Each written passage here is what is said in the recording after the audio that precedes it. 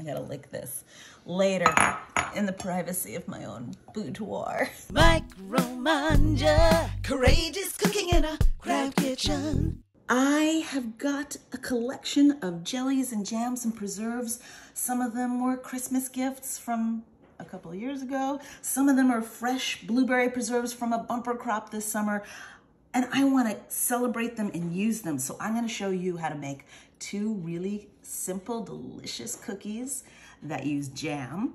And, you know, I also wanted to try making something called a checkerboard cookie that looks really impressive and difficult, but it's really simple to make. So come join me. I made that dough last night.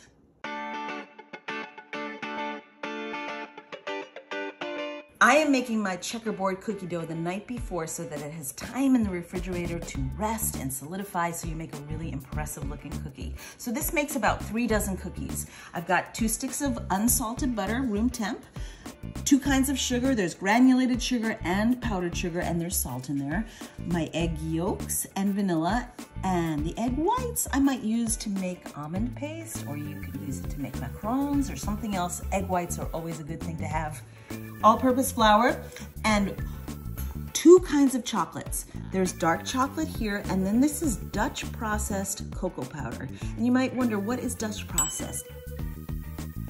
First step is to cream the butter. And I know a lot of people wonder, what does that mean? It means you're mixing the butter in with the sugar until it's light and fluffy. Oh, I just got a mouthful of sugar. What I learned in school is to put the sugar on the bottom of the bowl and then put the butter. That way the butter isn't sticking to your bottom of your bowl. Makes a lot of sense. Paid a lot of money for that tip. Now this is gonna cream for a few minutes until it's light and fluffy. Next ingredient in are the eggs and the vanilla. I'm just gonna scrape the bowl down a little bit. Drop in my eggs and my vanilla. And on the mix. So I'm always scraping down the bowl to make sure that all the ingredients that wound up on the side of the bowl actually get in the batter. The next ingredient we add is the flour. If you're doing this in a mixer, do not turn it on high because you will cover yourself in flour. A nice little low begin. And you don't want to overwork the dough. Once the flour is incorporated, you're done. So I only mix this dough for less than a minute to get the flour incorporated. What's going to happen as it rests overnight is that the liquids and the solids, everything is going to absorb and meld together. Plus, we're also going to roll this dough out, so we're going to work it a little more. You don't want to overwork the dough or the flour gets too developed and it gets tough and not a good cookie. I've divided my dough into 2 sort of equal portions. You can eyeball it. Half of it I'm gonna add my chocolate to. So I've melted my dark chocolate in the microwave, and you do it slowly in like 10-second, 20-second increments so that it's just melty. Don't do it till it's totally melted because it'll continue to melt and you don't want to burn it. Pretty simple though. Or you could do it in a double boiler if you don't have a microwave. We're gonna add the melted chocolate to our dough, and we're gonna add the cocoa powder to the dough, and it's all gonna come together. Just wanna get all the chocolate because I think I wanna dive in there. I gotta lick this later in the privacy of my own boudoir. Back on the machine, or if you're doing this by hand, give it a little love. Ooh, I can smell chocolate.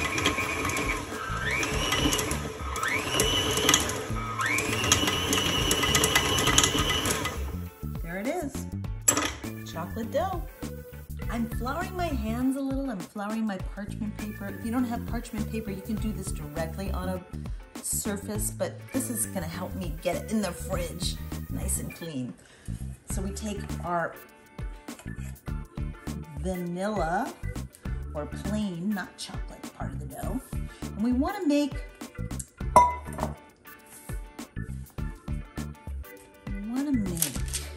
something that's about an inch thick and about 2 inches wide.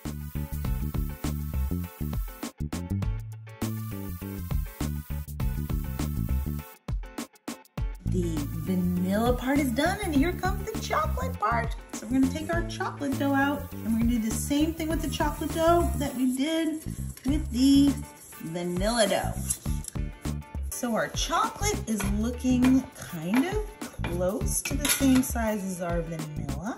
I might want to give it a little bit more of that.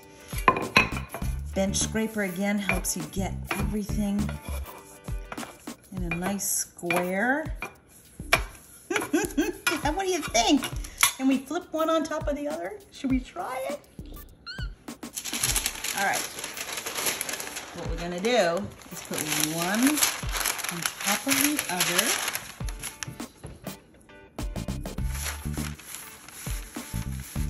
Put them all together. And this block of cookie dough is going to rest in our refrigerator overnight. And tomorrow I'll show you how the magic happens.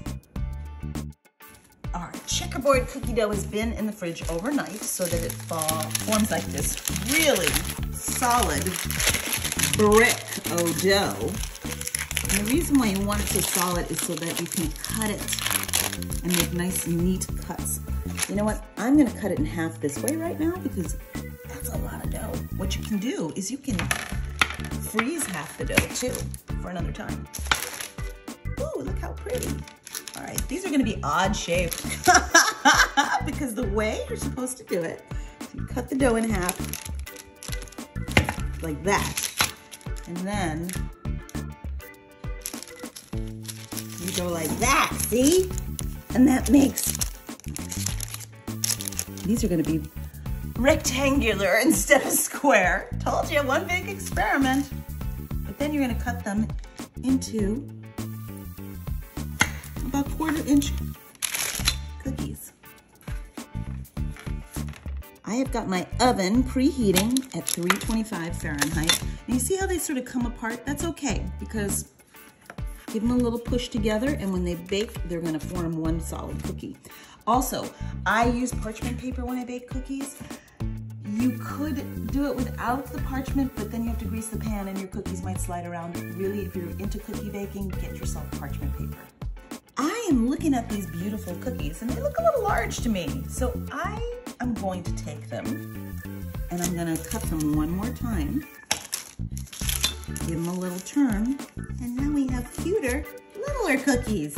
That looks perfect to me.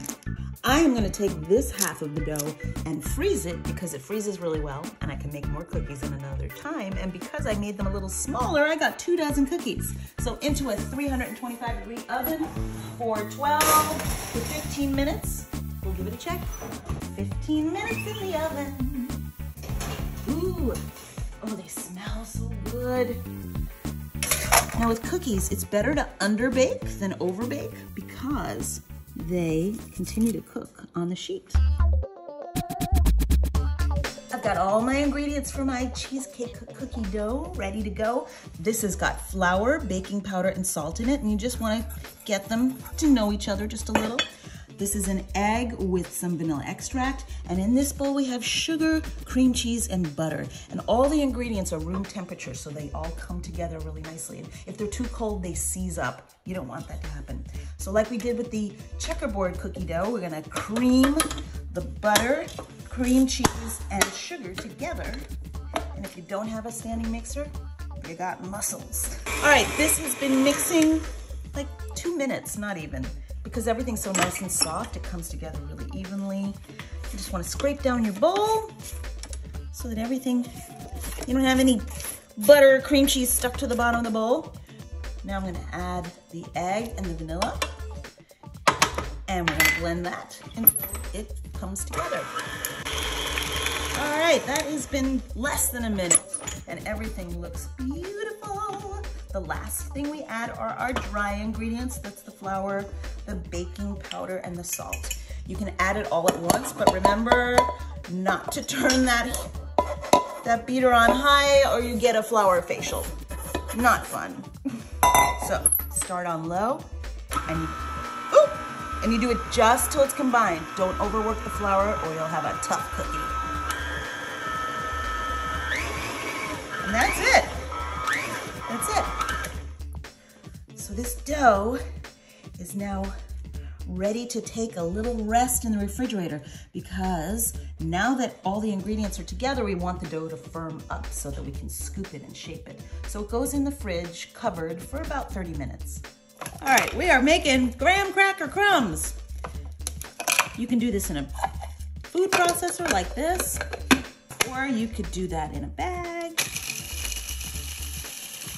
The oven is getting hotter. I bumped it up to 350 degrees Fahrenheit, and the dough is nice and cold. I found that half an hour in the fridge was not long enough. It was still too soft, so I stuck it in the freezer for another half an hour, and now it's perfect.